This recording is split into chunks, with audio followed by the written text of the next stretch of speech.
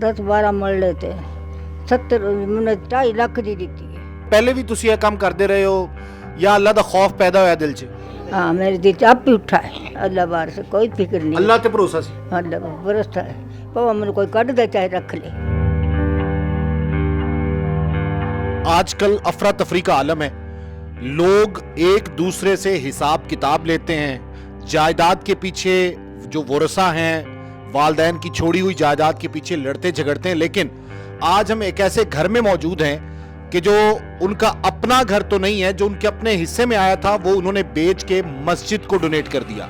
यानी अल्लाह ताला की इबादत जहाँ पे की जाती है उस जगह को उस जगह के लिए मुख्तस कर दिया।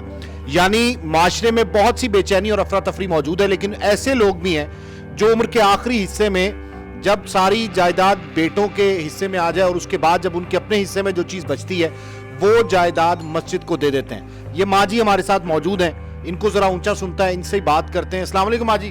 वालेकुम सलाम। ਕੀ ਹਾਲ ਹੈ ਤੁਹਾਡਾ? चंगा भाई। ਮਾਂ ਜੀ ਇਹ ਦੱਸੋ ਕਿ ਮਸੀਤ ਨੂੰ ਤੁਸੀਂ ਜਗ੍ਹਾ ਦਿੱਤੀ ਹੈ, ਤੁਹਾਡੇ ਕੋਲ ਤੇ ਕੱਖ ਨਹੀਂ ਰਿਹਾ ਫਿਰ? ना मैंने देते अपने पते सारी, अल्लाह वास्ते देते मैंने मसीत न। ਅੱਲਾ ਵਾਸਤੇ ਦੇਤੀ ਤੇ ਖਿਆਲ ਨਹੀਂ ਆਇਆ ਕਿ ਬਾਅਦ ਚ ਕੀ ਕਰਾਂਗੀ? ना कोई बात नहीं, दिल पर कुछ नहीं है, मैंने देती चो दी खुशी गल दी है मैंने। ਖੁਸ਼ੀ ਨਾਲ ਦਿੱਤੀ हाँ ਤੇ ਇਹ ਖੁਸ਼ੀ ਪਹਿਲੇ ਵੀ ਤੁਸੀਂ ਇਹ ਕੰਮ ਕਰਦੇ ਰਹੇ ਹੋ ਜਾਂ ਅੱਲਾ ਦਾ ਖੌਫ ਪੈਦਾ ਹੋਇਆ ਦਿਲ 'ਚ? हाँ मेरे दिल से आप ही उठा है। ਅੱਜ ਕੱਲ ਤੇ ਲੋਕ ਜਿਹੜੇ ਨੇ ਉਹ ਆਪਣੀ ਜਾਇਦਾਦ ਨੂੰ ਸਾਂਭ ਕੇ ਰੱਖਦੇ ਨੇ। नहीं मैंने देती। ਕਿੰਨੀ ਜਗ੍ਹਾ ਸੀ? जगह है थी 10-12 मरले थे 70 मैंने 2.5 ਲੱਖ ਦੀ ਦਿੱਤੀ ਹੈ। 10-12 ਮਰਲੇ ਸੀ 2.5 ਲੱਖ ਬਣਨ ਅੱਗੇ ਪਰਦੇ ਤੇ 2.5 ਲੱਖ ਰੁਪਏ ਬੱਚੇ ਦੇ ਬਣੇ ਤੇ ਉਹ ਦੇ ਦਿੱਤੇ। ਜਿਨ੍ਹਾਂ ਪਤਾ ਦਿੱਤੀ ਸੀ ਨਾ ਉਹਨਾਂ ਨੂੰ ਦੇਤੀ मैंने, ਇਹ ਸੀਟ ਚੜਾ दी। मसीह चरला। ये नाज़रीन एक ऐसा वाक़या हज़रत उस्मान गनी से भी मंसूब है। जब हज़रत उस्मान गनी ने जो मस्जिद जब छोटी पड़ गई, तंग पड़ गई मस्जिद नबवी, तो उसमें जो जगह बाद में शामिल की गई उसके पैसे किसी सहाबी के पास नहीं थे और फिर हज़रत उस्मान ने वो जगह ख़रीद कर मस्जिद नबवी के नाम की थी और इसीलिए हज़रत उस्मान को गनी का लक़ब दिया गया था और उसके बाद हज़रत उस्मान गनी मशहूर हो गया था।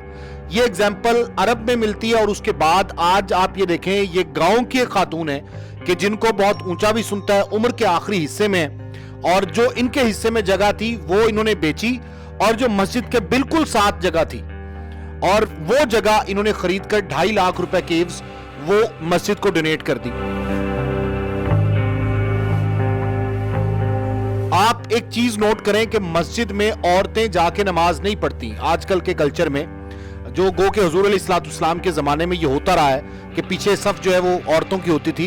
औरतें घर में इबादत करती हैं, घर से बाहर नहीं निकलती, लेकिन उसके बावजूद मर्द जितने लोग यहाँ पे मौजूद हैं या जितने लोग सुन रहे हैं, जो मर्द हैं वो मुआशरे का पिलर कहलाते हैं। और लेकिन यहाँ पे एग्जाम्पल देखें कि खातून ने, बूढ़ी खातून ने वो जगह खरीदी और उसके बाद मस्जिद को डोनेट कर दी। माँ जी ਇਹ ਦੱਸੋ ਕਿ ਜਿਹੜੇ ਮਸਜਿਦ ਨੂੰ ਡੋਨੇਟ ਕਰਨ ਦਾ ਜਾਂ ਮਸਜਿਦ ਨੂੰ ਲੈ ਕੇ ਦੇਣ ਦਾ ਜਗ੍ਹਾ, ਉਹ ਕਿਵੇਂ ਖਿਆਲ ਤੁਹਾਨੂੰ ਆਇਆ ਤੇ ਕਿੰਨੇ ਦਿਨਾਂ 'ਚ ਤੁਸੀਂ ਕੰਮ ਕਰ ਦਿੱਤਾ? मैंने अपने आप दिल दे भी उठी है। हाँ बे मेरे बेटा अज करके नहीं जाता या भाई अज बरगाद दे मैं ना अपनी जगह बेच के ना लबात सीत नहीं देवा, मैंने अपनी मर्जी से दी।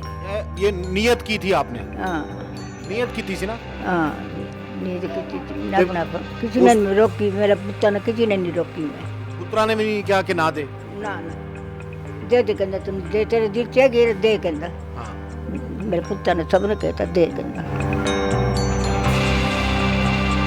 ਕੋਈ ਮੌਲਵੀ ਤੁਹਾਡੇ ਕੋਲ ਆਇਆ ਹੋਵੇ, ਕਿਹਾ ਹੋਵੇ ਕਿ ਜਗ੍ਹਾ ਲੈ ਕੇ ਦਿਓ, ਜਾਂ ਤੁਹਾਨੂੰ ਕਿਵੇਂ ਪਤਾ ਚੱਲਿਆ ਕਿ ਮਸਜਿਦ ਛੋਟੀ ਹੈ? मैंने अपने आप ख्याल किया, मैंने आप पता है मैं थोड़ी जगह है, कोई किसी ने नहीं मनु किया है, अपने दिल से आप ही उठी है मेरे। हाँ ਪੁੱਤਰਾਂ ਨੂੰ ਤੁਸੀਂ ਪਹਿਲੇ ਦੇਤੀ ਸਾਰੀ ਜਗ੍ਹਾ? ਉਹਨਾਂ ਨੂੰ ਆਪਣੇ ਵੰਡੇ ਸਭ ਨੂੰ ਦੇਤੀ। ਜਿਹੜਾ ਮੇਰਾ ਥੋੜੀ ਜਿਹੀ ਜਗ੍ਹਾ ਸੀ ਨਾ ਰੇਰੀ ਸੀ, ਉਹ ਵੀ ਆਪਣੇ ਤਿੰਨੋਂ ਪੁੱਤਾਂ ਨੂੰ ਦੇਤੀ, ਮੈਨੇ ਨਹੀਂ ਰੱਖੀ ਹੈਗੀ। ਬੇਟੀਆਂ ਰੋਟੀ ਖਾ ਰਹੀ ਇਹਨਾਂ ਦੇ ਸਾਰਿਆਂ ਦੇ, ਮੈਨੂੰ ਕੋਈ ਨਹੀਂ ਕੋਈ ਰੋਕ ਦੇਗਾ। अच्छा फिक्र नहीं हुई कि बाद से की बनेगा? नहीं कोई नहीं, अल्लाह बार से कोई फिक्र नहीं। अल्लाह ते भरोसा से? अल्लाह पर भरोसा है, पवा मैंने कोई कट दे चाहे रख ले, मैं तो बैठी हूँ बस। ਅੱਛਾ ਤੁਹਾਨੂੰ ਇਹ ਡਰ ਵੀ ਨਹੀਂ ਕਿ ਕੋਈ ਕੱਢ ਦੇਵੇ ਬੇਸ਼ੱਕ ਮੈਨੂੰ ਕੱਢਦਾ ਹੈ ਤੇ ਨਾ ਨਾ ਮੈਨੂੰ ਕੋਈ ਡਰ नहीं है। ਅੱਲਾ ਹੈ ਉੱਤੇ अल्लाह अल्लाह अल्लाह मैंने किसी बंदे को नहीं है, अपने आप मैंने दिल बंद रखा है।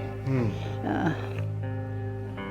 अल्लाह पे ईमान देखे किस हद तक मजबूत है कि वो कहते हैं कि आजकल जो बच्चे हैं ज़ाहिर है जब बड़े हो जाते हैं उनकी अपनी मजबूरियां आ जाती हैं आड़े, तो उसके बाद वालिदैन का ख्याल नहीं रखते, लेकिन यहाँ पे इनका ख्याल रखा जो जा रहा है। वो कहती हैं कि अगर मुझे कोई ना भी रखे तो अल्लाह ताला पे मेरा भरोसा जो है वो अटल है। ये एग्जाम्पल है, उन नमूना उन लोगों के लिए कि जो अल्लाह पे इत्काद नहीं रखते या अल्लाह पे यकीन नहीं रखते। ये उम्र के उस हिस्से में कि इसके बाद जाहिर है कि ये जो काम किया इन्होंने नेकी का, अल्लाह ताला इनकी आने वाली मंजिलें जो है वो आसान करेगा। माँ जी की पैगाम है जेड़े सांभ के रखते ने अपनी जायदाद अपनी दौलत, उन्हां वास्ते की कहंदे हो? ना जी मैंने तो अपने दिल ਨੂੰ ਤਸੱਲੀ ਦਿੱਤੀ ਹੈ। मैंने तो ना पुत्ता दी ना बगुआ दी, उन्होंने देती ਜਿਹੜੀ मेरा तेरा मैंने सीत ਨੂੰ देती। बस कोई दे विच ओ मन कोई कढ़ दे पाए कढ़ दे भावें ਕੱਢ ਦੇਵੇ। हाँ अल्लाह साकरा में। ਤੇ ਇਸ ਉਮਰ 'ਚ ਕਿੱਧਰ ਜਾਓਗੇ, ਇਹ ਨਹੀਂ ਖਿਆਲ ਆਇਆ? नहीं कोई नहीं कर, मैं रहूंगी अल्लाह की तरफ से। ਮਾਂ ਜੀ ਕਿੰਨੀ ਉਮਰ ਹੈ ਤੁਹਾਡੀ? बस रब का पुल पुलागी बस पूछे दे हिंदुस्तान दी। 90 ਸਾਲ ਉਮਰ ਹੈ ਤੁਹਾਡੀ। हाँ मैंने सारा पता पूछे दा। ਹਿੰਦੁਸਤਾਨ ਦੇ ਹੋ? हाँ बड़े सत्य ਕਿੰਨੇ ਸਾਲ ਦੇ ਸੀ ਜਦੋਂ ਆਏ? ਇਹ ਵੀ ਨਹੀਂ ਪਤਾ?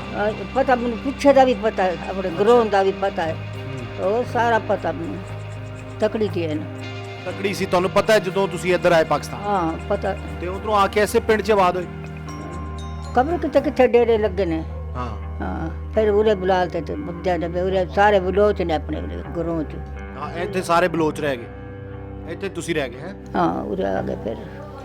ये माँ जी जो है इन्होंने जो हिजरत है पाकिस्तान, जब पाकिस्तान बना तो उस वक्त हिजरत इन्होंने देखी अपनी आंखों से और बता रही हैं कि ये होशो हवास में थी। पता मैनू अपने मकाना दा ये भी पता, मैंने अपने ग्रोह दा। ग्रोह दा पता है? हाँ मैंने सारा पता है। किन्ने लोग आए सी पाकिस्तान उथों? साढ़े तारा 4-5 करते चक च। 4-5 घर? हाँ सारे आ गए दूर दूर से। इनको वो सारी चीजें याद हैं। हिजरत जब हुई उसके बाद ये यहीं पे आके आबाद हुए इस गांव में, और इन्होंने इस गांव में अपनी जिंदगी गुजारी। उसके बाद जो इनके हिस्से में जायदाद थी, जो इनके पास जमा पूंजी थी, वो इन्होंने बेच के मस्जिद को डोनेट कर दी है।